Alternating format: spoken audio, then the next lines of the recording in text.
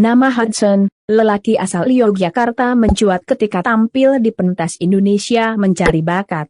Nah, setelah 10 tahun lebih dari kemunculan di Indonesia Mencari Bakat tersebut, sosok Hudson hilang dari peredaran. Dilansir dari kompas.com, lama tak terlihat di layar televisi, ternyata penyanyi bersuara merdu beralih profesi. Dari video yang baru-baru ini viral di TikTok, Hudson diketahui membuka usaha bubur ayam bernama Bubur Ayamnya Opa. Dalam video yang diunggah akun @jogjaku_official, Hudson terlihat meracik dan menyajikan bubur ayam itu sendiri untuk pelanggannya. Berbeda dengan bubur ayam lainnya, bubur ayamnya Opa ini disebut memiliki cita rasa ainan asli. Bubur di sini beda dengan yang lain, bubur dengan cita rasa ainan asli, nikmat banget, tulis akun tersebut dalam keterangannya.